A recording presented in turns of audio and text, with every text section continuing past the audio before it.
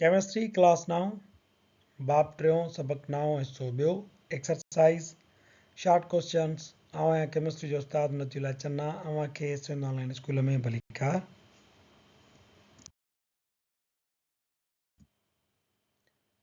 असांजे अॼोके लेक्चर जो मौज़ू आहे chapter number 3 periodic table and periodicity of properties जी मश्क ऐं उन में असां हल कंदासीं शॉर्ट क्वेश्चन्स।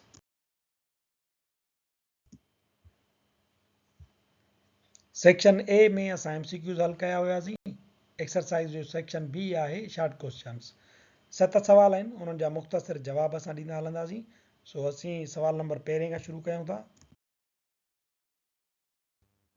सवाल नंबर पहिरियों आहे distinguish between periods and groups. ग्रुपनि ऐं पीरियडनि में फ़र्क़ु बयानु कयो। There are 7 horizontal lines in periodic table known as periods. असांजी पीरियडिक टेबल में 7 हॉरिजॉन्टल लाइन्स आहिनि, उफ़क़ी क़तारूं आहिनि जिन खे पीरियड सॾिबो आहे। हीअं जेके क़तारूं हलनि थियूं उन्हनि खे असां पीरियड सॾियूं था। Period elements differ in their properties. Period में जेके अंसर शामिल हूंदा आहिनि उहे ख़ासियतुनि में हिक ॿिए खां मुख़्तलिफ़ थींदा आहिनि। Period number represents total number of shells. Period जो नंबर असांखे टोटल शेल्स जो तइदाद ॿुधाईंदो आहे। मिसाल जे तौर ते हाइड्रोजन ऐं हेलियम हिकिड़े ई पीरियड में आहिनि, पर इन्हनि जूं ख़ासियतूं हिक ॿिए खां चेंज आहिनि। Lithium, beryllium, boron, carbon, nitrogen, oxygen, fluorine ऐं नियान इहे ॿिए पीरियड में सभु अंसर अची वञनि था, पर इन्हनि जूं ख़ासियतूं हिक ॿिए खां तब्दील आहिनि। ऐं ॿी ॻाल्हि त पीरियड नंबर ऑफ शेल्स ॿुधाईंदो आहे। पहिरें पीरियड वारा अंसर हाइड्रोजन ऐं हेलियम, पीरियड नंबर खां पहिरियों त यानी उन्हनि में शेल बि हिकु ई हूंदो। ॿिए पीरियड वारा अंसर लिथियम, बेरिलियम, ॿिए पीरियड वारा त उन्हनि में 2 शेल हूंदा। टें पीरियड वारा सोडियम, मैग्नीशियम, एल्यूमिनियम त उन्हनि में 3 शेल हूंदा।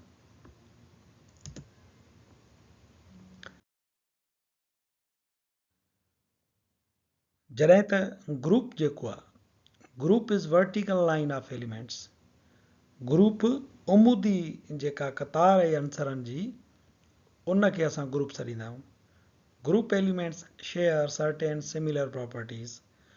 ग्रुप वारा जेके अंसर आहिनि उहे हिक जहिड़ियुनि ख़ासियतुनि खे ज़ाहिर कंदा आहिनि। मिसाल जे तौर ते लिथियम, सोडियम ऐं पोटेशियम हेठि जेके बि ॿिया अंसर आहिनि उहे हिक जहिड़ियुनि ख़ासियतुनि खे ज़ाहिर कंदा आहिनि। बेरिलियम, मैग्नीशियम, कैल्शियम, स्ट्रोनशियम वरी जेके ही वारा अंसर आहिनि पाण में अल्कलाइन अर्थ मेटल्स वारा, इहे वरी पाण में हिक जहिड़ियूं ख़ासियतूं शेयर कंदा आहिनि। Group number indicates number of valence electrons.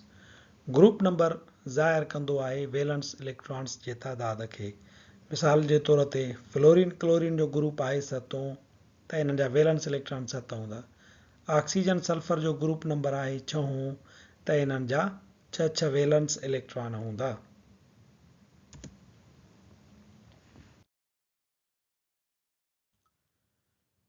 सवाल नंबर 2 आहे describe the trend of electronegativity within group and period with the help of examples. मिसालनि जी मदद सां पीरियड ऐं ग्रुपनि में इलेक्ट्रोनेगेटिविटी जो ट्रेंड सम्झायो। As we move across a period from left to right, जीअं असां पीरियड जे अंदरि खॿे खां साॼे पासे हलंदासीं, द न्यूक्लियर चार्ज इंक्रीज़िस। जेका न्यूक्लियस जी चार्ज आहे, प्रोटॉननि जो तइदाद आहे, उहो वधंदो वेंदो। लिथियम आहे, वरी हेॾे अचो त बेरिलियम आहे, वरी साॼे पासे अचो त बोरान आहे। हाणे हिन जी न्यूक्लियर चार्ज आहे 3 प्रोटॉन अथसि, हिन जी न्यूक्लियर चार्ज आहे 4, हिन जी आहे 5, हिन जी आहे 6, यानी खॿे खां साॼे पासे था अचूं त न्यूक्लियर चार्ज वधंदी थी वञे। Therefore the value of electronegativity increases. इन जे करे चार्ज न्यूक्लियर चार्ज वधण जे करे इलेक्ट्रोनेगेटिविटी जो वैल्यू बि खॿे खां साॼे पासे वधंदो वेंदो आहे। For example trend across period number 3, हे पीरियड नंबर 3 आहे, उन में तव्हां ट्रेंड ॾिसो। जीअं खॿे खां साॼे पासे था अचूं त न्यूक्लियर चार्ज वधंदी थी वञे, ईअं ई हेठां ॾिसो इलेक्ट्रोनेगेटिविटी बि वधंदी थी वञे। लिथियम जी 1 आहे, बेरिलियम जी 1.6, बोरान जी 2.0, कार्बन जी 2.6, ईअं अॻिते अचण सां इहा वधंदी वञे थी। पर ग्रुप में there is an increase in the atomic number as we move down the group. जीअं असां ग्रुप में हेठि हलंदासीं त एटॉमिक नंबर वधंदो वेंदो। The nuclear charge also increases, nuclear charge बि वधंदी, छो त एटॉमिक नंबर थो वधे त प्रोटॉन वधंदा, माना न्यूक्लियर चार्ज बि वधंदी। But the effect of increase in nuclear charge is overcome by the addition of extra shell. पर इहो जेको न्यूक्लियर चार्ज में वाध आई इहा ओवरकम थी वेंदी आहे, इहा खाॼी वेंदी आहे एक्स्ट्रा शेल एड थियण जे करे। जीअं तव्हां हेठि ईंदव त हिकिड़ो शेल बि वधंदो वेंदो, हिकिड़े पीरियड खां ॿिए में आयो त एटॉमिक नंबर त वधंदो पर शेल बि वधंदो। तंहिंजे करे उहो जेको न्यूक्लियर चार्ज पई वधे उहो एक्स्ट्रा शेल उनखे खाई वेंदो। Hence the electronegativity decreases down the group. इन जे करे इलेक्ट्रोनेगेटिविटी जेका आहे उहा ग्रुप में हेठि हलण सां घटिजंदी वेंदी आहे। For example in the halogen group, मिसाल जे तौर ते हेलोजन ग्रुप खे ॾिसो, हे सतों ग्रुप आहे, उन में मथां आहे फ्लोरीन, पोइ आहे क्लोरीन, पोइ आहे ब्रोमीन, पोइ आहे आयोडीन। फ्लोरीन जो एटॉमिक नंबर आहे 9, क्लोरीन जो आहे 17, ब्रोमीन जो आहे 35, आयोडीन जो आहे 53। पर हेठि हलण सां शेल बि वधंदा त इलेक्ट्रोनेगेटिविटी ॾिसो हेठि डिक्रीज़ थी थिए। फ्लोरीन जी आहे 4.0, क्लोरीन जी आहे 3.2, ब्रोमीन जी आहे 3.0, आयोडीन जी आहे 2.7। तंहिंजे करे ग्रुप में हेठि हलण सां इलेक्ट्रोनेगेटिविटी डिक्रीज़ थींदी आहे। पीरियड में खॿे खां साॼे पासे हलंदे इलेक्ट्रोनेगेटिविटी इंक्रीज़ थींदी आहे।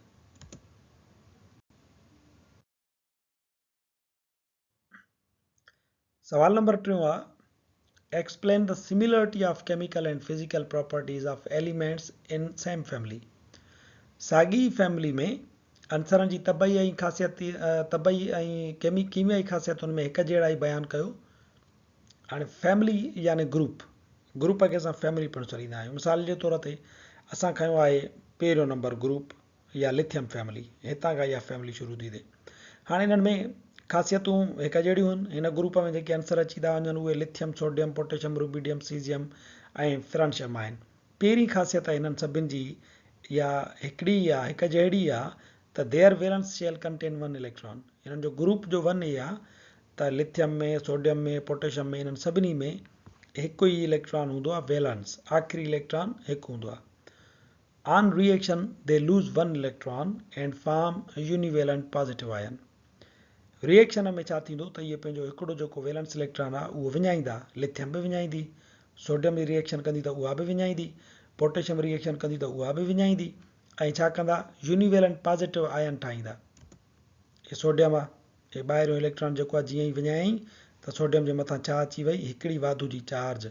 इन खे था चऊं यूनिवेलेंट पॉजिटिव आयन, हिकिड़ी वाधूअ वारी पॉजिटिव आयन।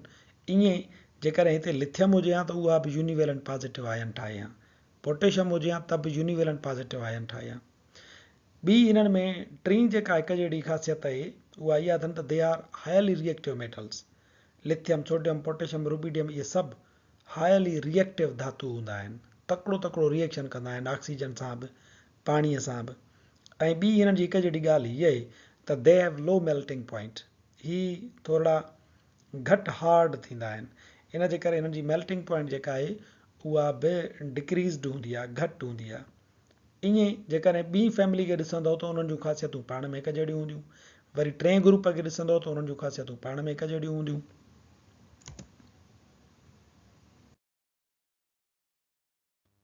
सवाल नंबर 4 आहे justify that periodicity of properties.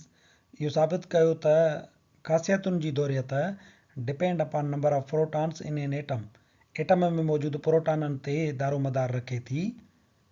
असांखे इहो मालूम आहे त chemical properties of elements depend upon electronic configuration.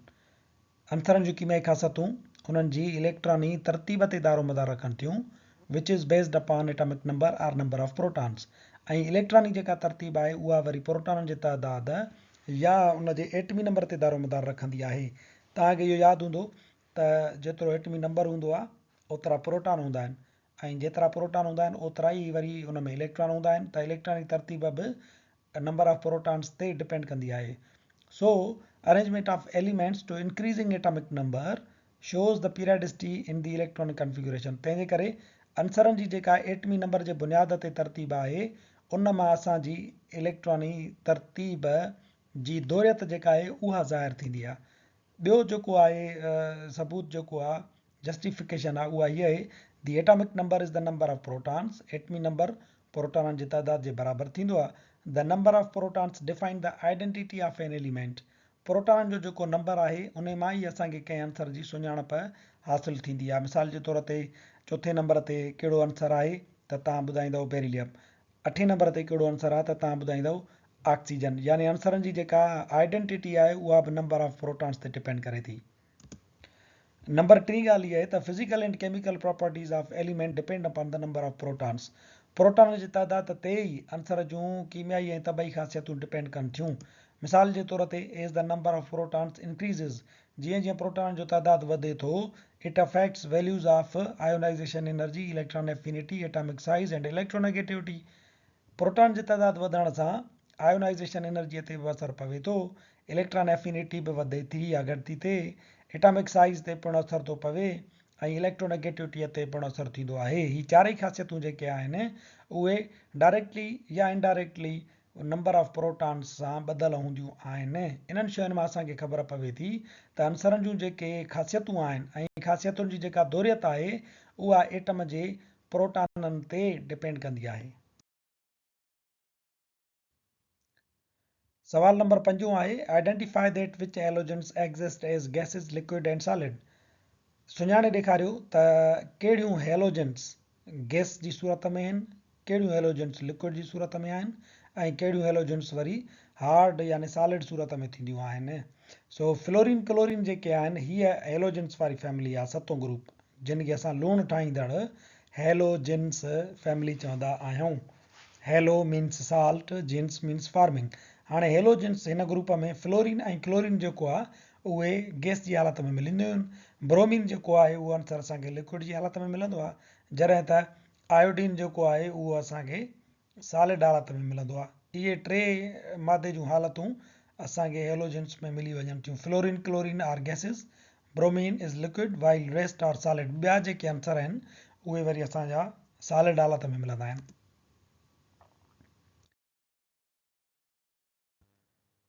सवाल नंबर 6 आहे, why alkaline earth metals show irregular melting and boiling point.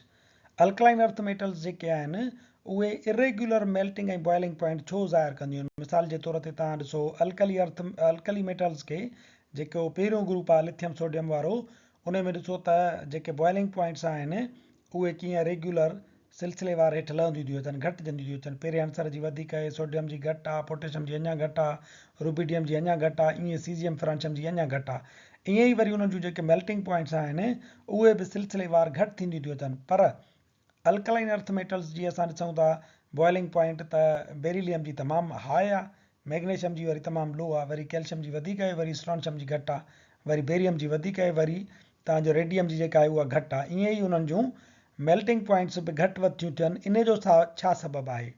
पहिरियां त इहा ॻाल्हि तव्हांखे यादि रखणु घुरिजे त मेल्टिंग पॉइंट जो मतिलबु आहे गर्मीअ जो अहिड़ो दर्जो जिते सॉलिड लिक्विड में तब्दील थी वञे, ऐं बॉइलिंग पॉइंट जो मतिलबु आहे गर्मी जो अहिड़ो दर्जो जिते लिक्विड गैस में तब्दील थी वञे।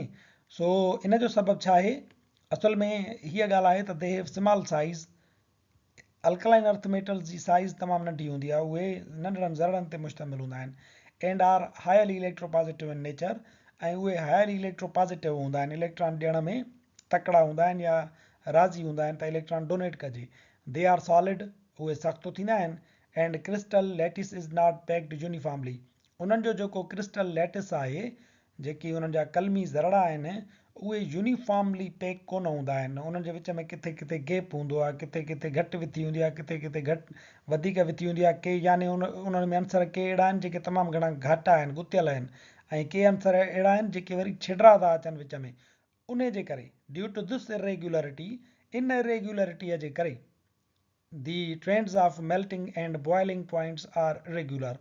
जेकी बॉइलिंग पॉइंट ऐं मेल्टिंग पॉइंट जो इहो ट्रेंड आहिनि उहे इन जे करे ई रेग्युलर आहिनि, छो त उन्हनि जी जेका क्रिस्टल लैटिस वारी पैकिंग आहे उहा इरेग्युलर आहे।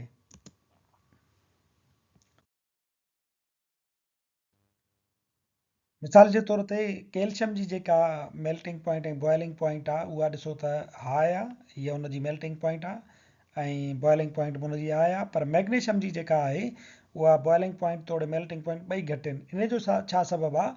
छो त हुननि जी जेका क्रिस्टल लैटिस आहे, जेका हुननि जी कलमी बनावट आहे, उन में फ़र्क़ु आहे। ही कैल्शियम जी क्रिस्टल लैटिस आहे।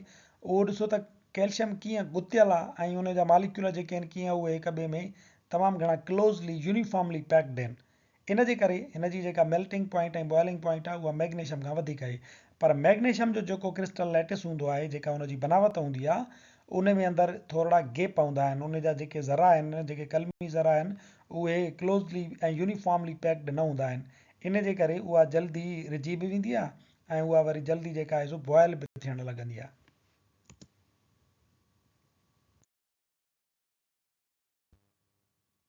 सवाल नंबर 7 ऐं आख़िरी सवाल आहे, why ionization energy, electron affinity and electronegativity exhibit same trend in period and groups. Ionization energy, electron affinity ऐं इलेक्ट्रोनेगेटिविटीअ जो ग्रुपनि ऐं पीरियडनि में साॻियो ट्रेंड छो आहे?